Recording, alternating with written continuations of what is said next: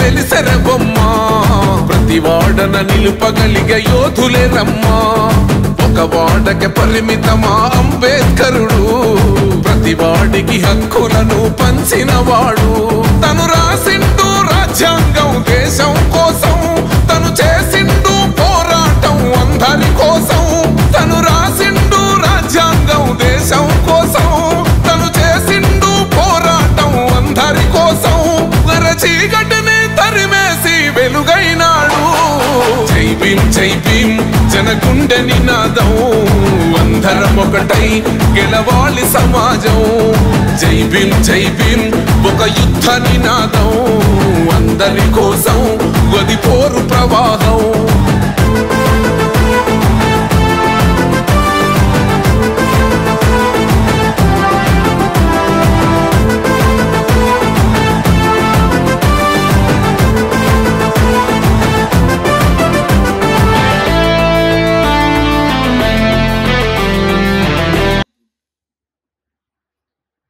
అంబేద్కర్ గురించి తెలుసుకోవాల్సిన అవసరం ఏముంది అని మీ పిల్లలకి మీరు చెప్పండి.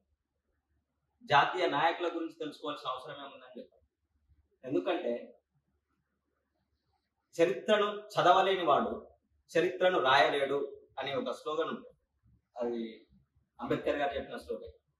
మన సిద్ధాంతాలు మన ఆచార వ్యవహారాలను ఈరోజు ఇప్పటికీ పాటిస్తున్నామంటే మన చరిత్రలో మన పూర్వీకులు చేసిన వాటిలో నుంచి మనకు నచ్చిన వాటిని ఉంచుకుంటూ మిగతా వాటిని మోడిఫై చేస్తుంటాం. సో అలాగే మన భారత రాజ్యాంగాన్ని రాసినటువంటి డాక్టర్ బిఆర్ అంబేద్కర్ గారి రాజ్యాంగాన్ని మనం భారతదేశంలో అమలుపరుచుకుంటూ మన అవసరాలకు అనుగుణంగా సవరించుకునే పద్ధతి ద్వారా ఎప్పుడో మనకు రాసిన రాజ్యాంగంలో మన భారత రాజ్యాంగంలో మన భూభాగం ఇంతనే ఉంది అన్నారు. కానీ దాన్ని మన అవసరాల నిమిత్తం తగ్గించుకోవడం కానీ పెంచుకోవడం కానీ ఏదో ఒకటి చేస్తుంది. అయితే జాతీయ నాయకుల గురించి మనం ఎందుకు తెలుసుకోవాలి అని ఒక క్వశ్చన్ వేసుకుంటే ప్రతి వ్యక్తి తన అవసరాల గురించి మాత్రమే ఆలోచిస్తున్నాడు ఈరోజు కమర్షియల్. ఫర్ సపోజ్ అంబేద్కర్ గురించి మనకు కాంపిటేటివ్ పర్పస్ లో మనం ఎగ్జామినేషన్ లో అంబేద్కర్ రాసిన గ్రంథాల గురించి ప్రశ్న వస్తుంది. ఎవరి గురించి నాకు తెలియదు కానీ ఈ రోజు నేను ఇక్కడ మీ ముందుకు వచ్చి క్లాస్ చెప్తున్నా అంటే కారణం అంబేద్కర్ సార్. ఎందుకంటే ఎక్కడో మారుమూల ప్రాంతాల్లో పుట్టి ఎక్కడో మనం బహుజన కుటుంబాల్లో జన్మించి ఇక్కడ దాకా వచ్చి మనం నేర్చుకుంటున్నాము అంటే ఆ రోజు ఉన్నటువంటి ఆ సమాజంలో ఆ ఆధిపత్య సమాజం నుంచి పోరాట పటిమని మనకు నేర్పించి సో నువ్వు ఏ మార్గాన్ని ఎంచుకోవాలి విద్య నీకు అన్ని నేర్పిస్తుంది అని మనలో ఒక ధైర్యాన్ని నిరూపోసి ముందుకు తీసుకొచ్చినటువంటి ఒకే ఒక మహానుభావుడు ఎవరు అంటే doctor BR Ambedkar sir. So అలాగే ఈరోజు మన బ్రదర్ చెప్పినట్టుగా రాజ్యాంగంలో ఉండేటువంటి చాలా విషయాలు అంటే అంబేద్కర్ రాజ్యాంగం అంబేద్కర్ రాశారు అని మనం అనడం కంటే కూడా ఈరోజు భారతదేశంలో ఉండేటువంటి వెనుకబడిన వర్గాల వాళ్ళందరికీ కూడా ఉన్నత వర్గాలతో సమానంగా అవకాశాన్ని కల్పించడానికి కృషి చేసినటువంటి మహనీయుడు ఎవరు అంటే అంబేద్కర్ సార్. సో ఈరోజు అన్ని రకాలుగా అంటే ఈరోజు మనకి ఓటింగ్ దగ్గర నుంచి మొదలు పెడితే అంటే ఎన్నికల్లో పార్టిసిపేట్ చేయడం నుంచి మొదలు పెడితే సమానత్వం కానించి మొదలు పెడితే అన్ని వర్గాలు అన్ని సమాన స్థాయిలో అవకాశాన్ని వినియోగించుకోవాలి అనే ఆలోచనలో కల్పించినటువంటి వ్యక్తి, అవకాశాన్ని మనకు కల్పించినటువంటి వ్యక్తి doctor BR Ambedkar sir. So అంతకంటే ఆయన గురించి మాట్లాడేంత గొప్పవాళ్ళు మనమైతే కాదు. Right, thank you very much. ఒక అభ్యుదయం అంటే కొత్త చైతన్యం వారి భవిష్యత్తుకి మార్గం వేసినటువంటి ఒక గొప్ప మహనీయుని యొక్క జయంతిగా మనం జరుపుకుంటున్నాం.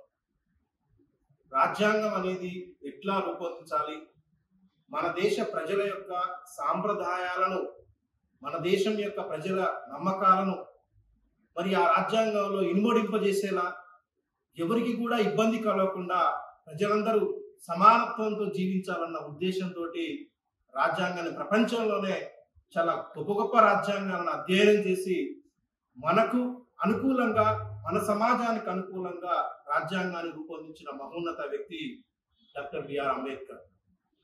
సో మరి రాజ్యాంగం అందరి ఫలాలు అందాలి, మరి రాజ్యాంగం ద్వారా అందరూ సమానత్వంతో జీవించాలని ఆయన కోరుకున్నాడు. మరి నిజానికి నేటి సమాజం నిజంగా రాజ్యాంగం ఏదైతే డాక్టర్ బిఆర్ అంబేద్కర్ రాసినటువంటి రాజ్యాంగాన్ని అనుసరిస్తుందా అంటే మనం ఒకసారి ఆత్మ పరిశీలన చేసుకోవాలి. నిజంగా రాజ్యాంగాన్ని అందరూ ఫాలో అవుతున్నారా? రాజ్యాంగం అసలు నడుస్తుందా? నాకు గత కొన్ని ఏళ్ళుగా అనిపిస్తుంది అసలు రాజ్యాంగం కూలీ చేయబడింది. భారత రాజ్యాంగం అంబేద్కర్ ఆశించింది ఏంటిది ప్రస్తుతం జరుగుతుంది. ఒకసారి మనం జయంతి రోజు అంబేద్కర్ మన కోసం రాశాడు కరెక్టే, కానీ అదొక పద్ధతిగా దాన్ని కూలీ చేయడం జరుగుతుంది. ఎలా అంటే అసలు మన కడుపులోకి కత్తి దింపింది కూడా మనకు తెలియనట్టుగా, అసలు నిజంగానే మన కడుపులో కత్తి పోయిందా లేదా అని మనకు తెలియకుండానే రాజ్యాంగాన్ని కూలీ చేశారు. అది వాస్తవం. సో భారతదేశ రాజ్యాంగంలో మనం బాగా చెప్పుకునేది రిజర్వేషన్ అనేటువంటి అంశం. వెనుకబడిన వర్గాలు, దళితులు, సో మరి వీళ్ళందరికీ కూడా న్యాయం జరగాలంటే ఖచ్చితంగా రిజర్వేషన్ ఉండాల్సిందే. రిజర్వేషన్ మీద పోరాటం చేసి మరి మనకి రిజర్వేషన్ ఫలాలు అందాలి అని ఆయన ఎంతో కృషి చేసి రాజ్యాంగంలో రిజర్వేషన్ తీసుకొచ్చారు. కానీ నేటి రాజ్యాంగంలో రిజర్వేషన్లు ఏ విధంగా కూలి చేయబడ్డాయి ఘోరంగా. ఈడబ్ల్యూఎస్ అనేటువంటి ఒక వ్యవస్థను తీసుకొచ్చి సో ఉన్నత వర్గాలు అసలు తాము రిజర్వేషన్ పొంది ఈనాడు అసలు రాజ్యాంగానికి ఒక అర్థం లేకుండా ఇప్పుడున్నటువంటి రిజర్వేషన్లకు అసలు అర్థమే లేదు. అసలు రిజర్వేషన్లే లేవు అన్న విషయం నాకు చాలా బాగా అనిపిస్తుంది ప్రస్తుత రిజర్వేషన్ వ్యవస్థను చూస్తే. ఎందుకంటే ఈడబ్ల్యూఎస్ వ్యవస్థను మీరు పరిశీలిస్తే సో మనకు తెలుసు ఇప్పుడు జరుగుతున్నటువంటి నియామకాలు, అందులో జరుగుతున్నటువంటి అన్యాయం, ఏ విధంగా మనం కూలీ చేయబడుతున్నాం అన్న విషయాన్ని పద్ధతిగా ఎవరు న్యాయస్థానాల్లో కూడా ఏమాత్రం కూడా కేసు నిలబడకుండా ఒక పద్ధతిగా ఉన్నత వర్గాలు వారి యొక్క డబ్బు, వాడి ధనం, వాళ్ళతోటి ఈనాడు ప్రతి వ్యవస్థని కొనివేస్తూ మొత్తం దళితులకు, వెనుకబడిన వర్గాలకు అన్యాయం చేస్తూ, ఇది వాస్తవం. ఇది ఖచ్చితంగా మనం అందరం కూడా తెలుసుకోవాల్సిన అవసరం ఉంది. సో అంటే రాజ్యాంగం ఆయన మనకు అందించారు, మనం వేస్తున్నటువంటి ఓటు హక్కు అందించారు. మరి ఆ ఓటు హక్కు ఎట్లా వినియోగించబడుతుందో మనందరికీ తెలుసు. ప్రతి ఒక్కడు మళ్ళీ డబ్బు తీసుకొని అదే ఉన్నత వర్గానికి ఓటేస్తున్నాయి. కానీ మన సమాజంలో మన కోసం పనిచేసే మన యొక్క వర్గాన్ని మనం గెలిపించుకుంటున్నామా అంటే అది మనం ప్రశ్నించుకోవాల్సినటువంటి అంశం. కాబట్టి రాజ్యాంగం రాయడం కాదు గొప్ప విషయం, రాజ్యాంగం అమలు చేయడం గొప్ప విషయం. రాజ్యాంగాన్ని రాజ్యాంగబద్ధంగా అమలు చేయడం రాజ్యాంగం గొప్ప విషయం. మీకు ఓటు హక్కు నేను ఇవ్వడం కాదు, ఆ ఓటు హక్కు మీరు వినియోగించుకున్నప్పుడు అది ఎంత గొప్పగా వినియోగిస్తారో అప్పుడే ఆ రాజ్యాంగం అంత గొప్పగా ఉంటుంది అని ఆయనే సెలవిచ్చారు. ఆ రాజ్యాంగ నిర్మాతే మీరు ఈ రాజ్యాంగం ఈ యొక్క వ్యవస్థ నడవాలంటే మీరు మీ యొక్క ఓటు హక్కుని ఎట్లా వినియోగించుకుంటున్నారన్న దాన్ని బట్టే రాజ్యాంగం యొక్క మహోన్నతాన్ని ఉంటుందన్న విషయాన్ని ఆయన మనకు చెప్పడం జరిగింది. కాబట్టి ఇప్పుడు అంబేద్కర్ జయంతి సందర్భంగా ప్రతి ఒక్కరం కూడా రాజ్యాంగం ఏ విధంగా సో మనకి కూలీ చేయబడుతుంది, దాన్ని మనం తిరిగి మరి రాజ్యాంగాన్ని అమలు పరిచే విధంగా, ముఖ్యంగా ఉన్నత వర్గాల యొక్క ఆధిపత్యాన్ని తగ్గించే విధంగా మనందరం కూడా పోరాడాల్సిన అవసరం ఉందని అనుకుంటున్నాను. ఈ అవకాశం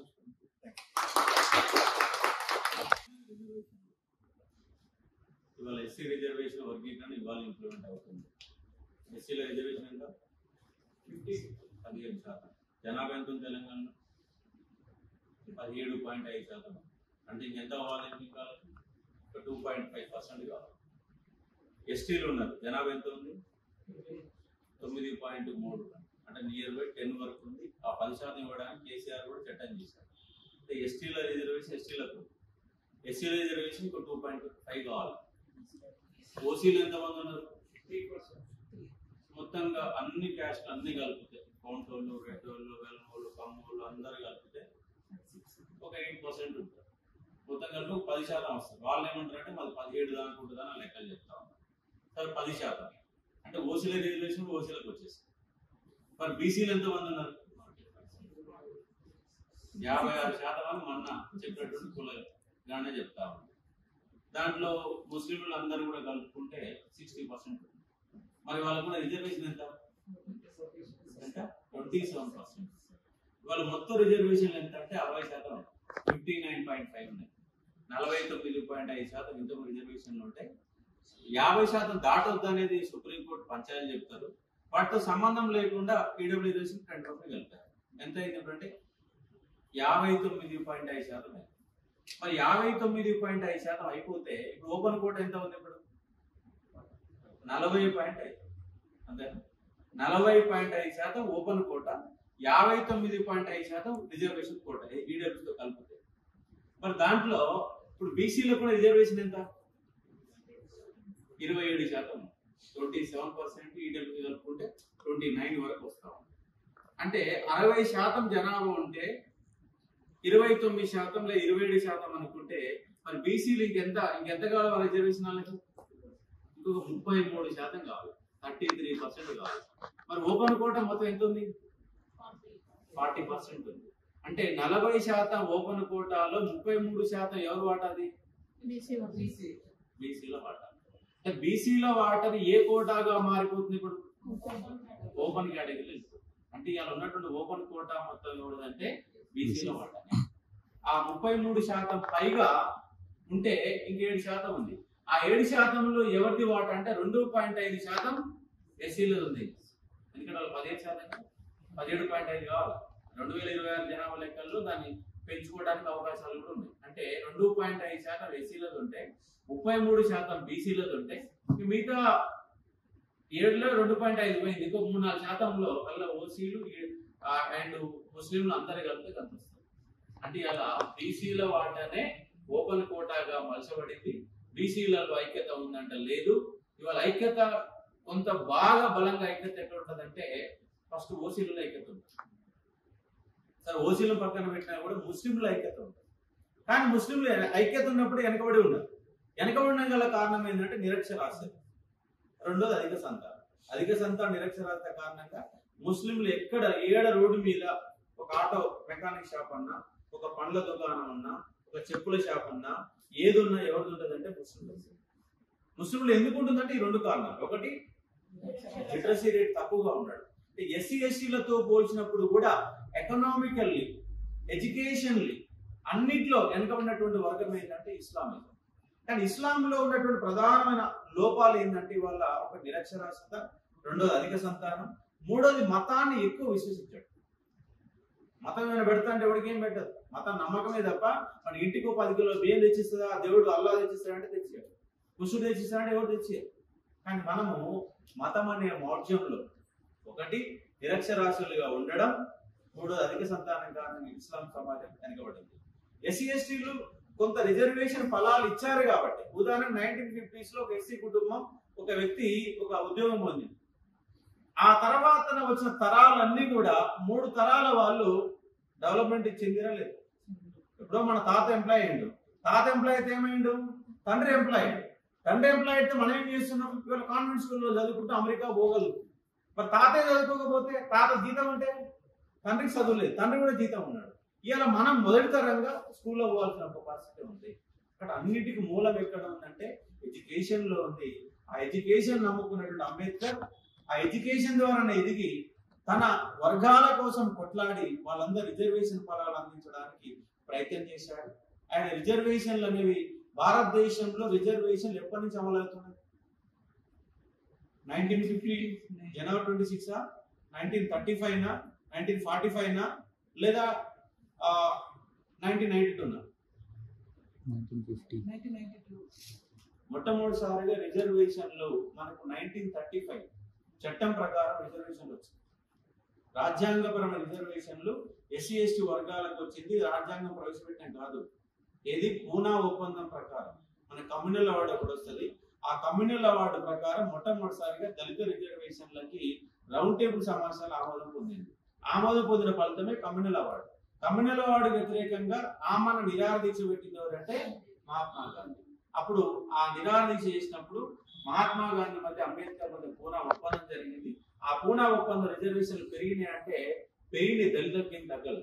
అంటే పూనా ఒప్పందం కారణంగా వచ్చినటువంటి అంశాలు ఏంటంటే దిశభా నియోజకవర్గాలు వచ్చింది. పూనా ఒప్పందం కంటే ముందేమో కమ్యూనల్ అవార్డు ప్రకారం ఏమో ఏకసభ నియోజకవర్గాలు. కానీ ఆ గాంధీ ఏమనంటే ఇప్పటికే మా భారతదేశాన్ని ముస్లింలుగా విభజించారు, క్రిస్టియన్లుగా విభజించారు, మతం పేరుతో విభజించారు, కులం పేరుతో విభజన చేస్తారని చెప్పారు. చెప్పినప్పుడు ఏంటంటే ఆ మధ్య పూనా ఫ్యాక్ట్ లో ఏం రాసుకున్నారంటే దళితులు అనే వాళ్ళు దళితులకే ఓటు వేయాలని అంత ముందున కాన్సెప్ట్. అట్లయితే ఏమైందంటే ఆ వర్గం కంప్లీట్ గా దూరం చేయబడింది. అయితే ఈ దిశభా నియోజకవర్గాలు ఏం చేశారంటే ఆ నియోజకవర్గంలో ఒక రిజర్వేషన్ క్యాండిడేట్ పోటీ చేస్తాడు, ఒక జనరల్ అభ్యర్థి ఇద్దరు పోటీ చేస్తారు. ఇద్దరికి ఓట్లు ఎవరు వేయాలా? అందరు వేయాలి. అందరు వేసినప్పుడు ఆ వర్గం దూరం చేయబడుతుందా? ఇప్పుడు Nagarikal constituency SC constituency, SC కాన్స్టిట్యున్సీలో ఎస్సీలు మాత్రం ఓటేస్తారు, అందరూ ఓటేస్తున్నారు. అంటే పోటీ చేసే వాళ్ళకు మాత్రం రిజర్వేషన్ ఇచ్చారు, ఓటేసే వాళ్ళ రిజర్వేషన్ ఇవ్వాలి. దట్ ఈస్ ద దిశభా నియోజకవర్గంగా. అంటే సూర్యాపేట ఉంది, సూర్యాపేటలో మనకు 1952 ఎన్నికలు జరిగినప్పుడు సూర్యాపేట దిశభా నియోజకవర్గం. సూర్యాపేటకి వెళ్ళి ఒక జనరల్ అభ్యర్థి ఎన్నికైతాడు, ద సేమ్ టైం రిజర్వేషన్ అభ్యర్థి ఎన్నికైతాడు. అట్లా మనకు 33 నియోజకవర్గాలు దిశభా నియోజకవర్గాలు 1952 ఎన్నికల్లో దిశభా నియోజకవర్గాలు 33 ఇంటూ 66. అంటే వాస్తవంగా ఉన్న నియోజకవర్గాలు ఏంటంటే మనకు 110 ఉంటాయి. 110 ప్లస్ 33 అంటే 33 అంటే 66 అవుతారు. 110 33 అంటే 134 నియోజకవర్గాలు ఉంటే మనకి ఎన్ని కనపడతారు? 175 నియోజకవర్గాలు. అట్లా మనకు హైదరాబాద్ అనే ఎన్నికలు వచ్చినప్పుడు ఈ దిశభా నియోజకవర్గ పంచాయతీ ఏంటి, మొత్తం రిజర్వేషన్ సిస్టమ్ ఏంటి మొత్తం. ఎందుకంటే అంబేద్కర్ ఎక్కడెక్కడ చూస్తాం? ఎకనామిక్స్ లో అంబేద్కర్ వస్తాడు, పాలిటీలో అంబేద్కర్ వస్తాడు, హిస్టరీలో అంబేద్కర్ వస్తాడు, తెలంగాణ మూవ్మెంట్ లో అంబేద్కర్ వస్తాడు. మూవ్మెంట్ లో ఖచ్చితంగా 2 క్వశ్చన్లు వస్తాయి. ఇండియన్ హిస్టరీలో ఒక 10 మార్కుల ఎస్ఏని గ్రూప్ వన్లు అడిగితే అంబేద్కరిజం అనే సిద్ధాంతం ఆధారంగా ఏముందనే కాన్సెప్ట్ లో అంబేద్కర్ గాంధీజానికి ఉన్నటువంటి వైరుధ్యాలు కూడా క్వశ్చన్ అడుగుతాడు. ఎందుకంటే గాంధీజీ కూడా దళితుల కోసం పనిచేసే ప్రయత్నం చేసిండు, కానీ ఆయన పనిచేసిన విధానం వేరు, ఈయన పనిచేసిన విధానం వేరు. అందుకే ఇండియన్ హిస్టరీలో, తెలంగాణ మూవ్మెంట్ లో, ఎకానమీలో, పాలిటీలో అండ్ జనరల్ కాన్సెప్ట్లలో అంబేద్కర్ వస్తారు. కాబట్టి అంబేద్కర్ ప్రతి విద్యార్థి ఖచ్చితంగా చదవాల్సిందే. ఎందుకంటే కనీసం 600 క్వశ్చన్లలో ఆయన ప్రభావితం, కనీసం 5 క్వశ్చన్లు ప్రభావితం చేసే వ్యక్తిగా మనకు కనబడతారు. కాబట్టి మనం పూలమాల వేసి ప్రోగ్రామ్ చేసుకుందాం. మళ్ళీ సార్ వచ్చారు కాబట్టి క్లాస్ స్టార్ట్